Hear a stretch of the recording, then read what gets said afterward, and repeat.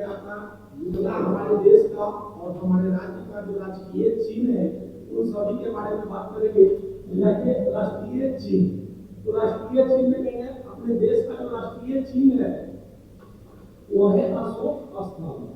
अपना जो राष्ट्रीय चिन्ह है वो सारनाथ से अशोक स्तंभ से लिया गया और सारनाथ कहाँ पर है जी? उत्तर प्रदेश के देवरिया जिला में।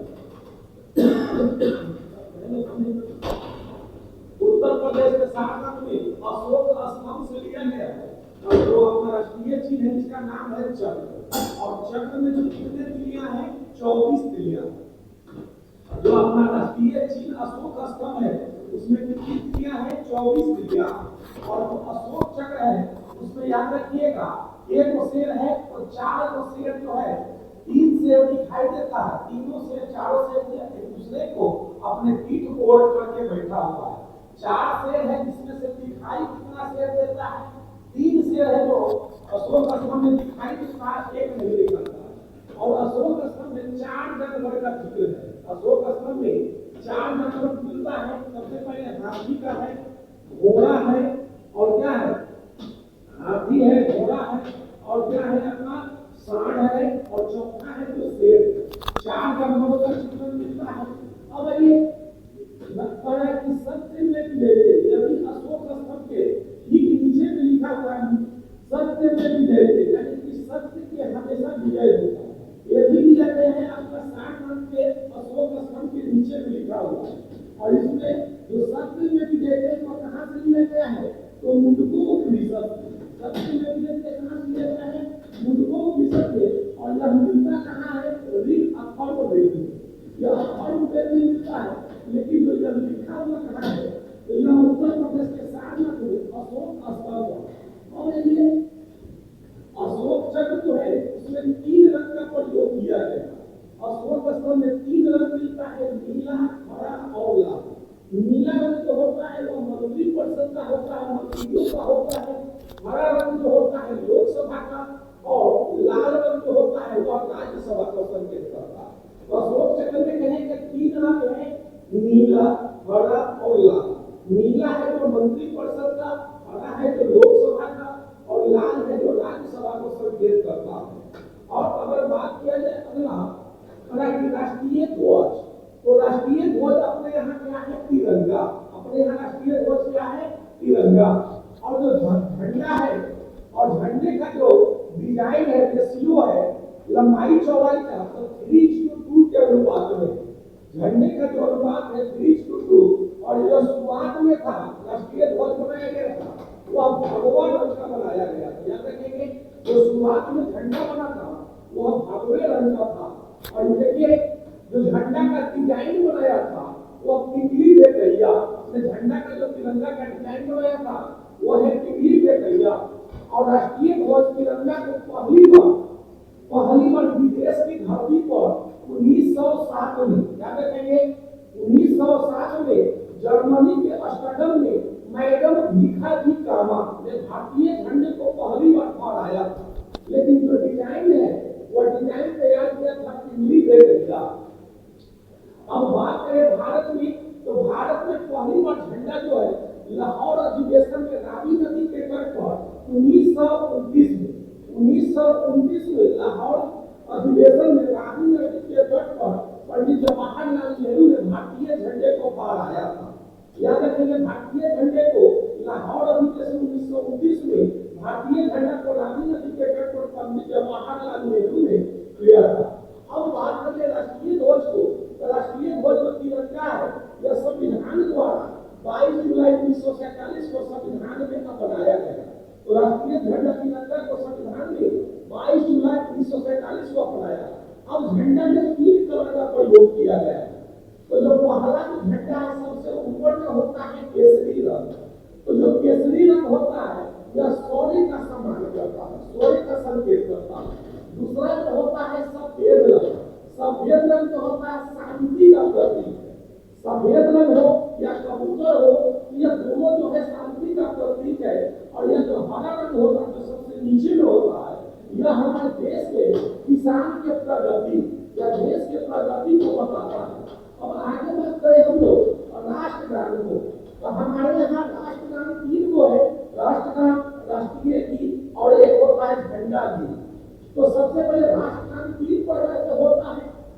राष्ट्रगण, राष्ट्रगण जो है हमारे यहाँ कौन है? जनगण। जनगण राष्ट्रगण है जो लिखा कौन था? रविंद्रनाथ टैगोर। लिखे कौन थे? रविंद्रनाथ टैगोर ने। और इसको कहां से लिए हैं? तत्वबोधिनी। तत्वबोधिनी से रविंद्रनाथ टैगोर ने लिया। और राष्ट्रगान जो है पहली बार 1911 में कलकत्ता अधिवेशन में गाया गया था। उस समय अपने देश की राजधानी कलकत्ता से दिल्ली स्थानांतरित किया गया और जॉर्ज पंचम के द्वारा तो अपना देश की जो राजधानी कलकत्ता थी, कलकत्ता से दिल्ली स्थानांतरित किया गया। उस समय पहली बार जॉर्ज पंचम के स्वागत में 1911 में कलकत्ता अधिवेशन में अपने राष्ट्रगान को पहली बार गाया गया। याद रखेंगे, इसका गाने का जो समय होता है वह टोटल 52 सेकंड लगते हैं। जनगण गाने में टोटल जो समय है वह 52 सेकंड लगते हैं। और शॉर्ट में कहेंगे, यानी संक्षेपण में कहेंगे तो संक्षेप में गाने में 20 सेकंड का समय लगता है। संक्षेप में कहेंगे तो 20 सेकंड का। और अगर बात किया जाए राष्ट्रीय गीत का, तो राष्ट्रीय गीत जो अपने यहाँ है वंदे मातरम। याद रखेंगे, अपने यहाँ राष्ट्रीय गीत कौन है? वंदे मातरम। और इसको गाया कौन, लिखा कौन था? बंकिम चंद्र चटर्जी। बंकिम चंद्र चटर्जी जो है वह राष्ट्रीय गीत को लिखे थे। और यह लिए कहां से थे? आनंद मठ से। राष्ट्रीय गीत जो वंदे मातरम है वो कहां से लिया गया है? आनंद मठ से। अब कहेंगे इसको गाने में कितना समय लगता है? तो इसको राष्ट्रीय गीत को गाने में 65 सेकंड लगता है और राष्ट्रगान को गाने में 52 सेकंड लगता है। अब एक क्वेश्चन है जो आपका बिहार एसएससी में सीजीएल में पूछा गया था। बिहार एसएससी का सीजीएल में राष्ट्रगीत जो पहली बार है वो 1896 में कलकत्ता अधिवेशन में गाया गया। उसकी अध्यक्षता कौन कर रहा था? यही क्वेश्चन था बिहार एसएससी सीजीएल 2022। तो याद रखेंगे, उस अधिवेशन की अध्यक्षता कर रहे थे रहीमुल्लाह सयानी। जो कलकत्ता अधिवेशन 1896 में हुआ था उसकी अध्यक्षता किए थे रहीमुल्लाह सयानी। यही क्वेश्चन पूछा था। अब बात करें झंडा गीत का, तो जो अपने यहाँ झंडा गीत है हिंद देश का प्यारा झंडा। तो झंडा गीत कहेंगे तो हिंद देश का प्यारा झंडा। और इसको लिखा कौन था? श्यामलाल गुप्ता। याद रखेंगे, झंडा गीत जो है श्यामलाल गुप्ता। और आगे बात करते हैं हम लोग राष्ट्रीय कैलेंडर। तो अपने यहाँ कैलेंडर जो चलता है वह कौन सा कैलेंडर चलता है? Gregorian calendar. याद रखेंगे, अपने यहाँ जो कैलेंडर चलता है वह कौन सा कैलेंडर चलता है? ग्रेगोरियन कैलेंडर अपने यहाँ चलता है। और ग्रेगोरियन कैलेंडर को संविधान द्वारा कब अपनाया गया? तो 22 मार्च। याद रखेंगे, 22 मार्च 1957 को राष्ट्रीय कैलेंडर के रूप में इसको अपनाया गया। और 22 अक्टूबर 1957 को 1952 को जो राष्ट्रीय पक्षी मोड़ को भी अपनाया गया था। तो बात करें संवत का, तो अपने यहाँ जो संवत चलता है, याद रखेंगे कौन संवत चलता है? शक संवत। और शक संवत का जो पहला महीना होता है वह पहला महीना होता है आपका चैत। और अंतिम महीना जो होता है शक संवत का वो कौन होता है? फागुन। अभी फागुन का दिन है, होली का दिन है, यह हमारे साल का अंतिम महीना चल रहा है। ये जो महीना होता है खुशियों का त्योहार होता है, इसीलिए हम लोग इसको साल के अंत में होली के उत्सव के रूप में बहुत अच्छे से मनाते हैं। तो शक संवत चलता है। शक संवत का जो पहला महीना होता है वो होता है चैत और अंतिम महीना होता है फागुन। अगर बात किया जाए संवत का, तो सबसे पहले संवत जो शुरुआत हुआ था वो हुआ था विक्रम संवत।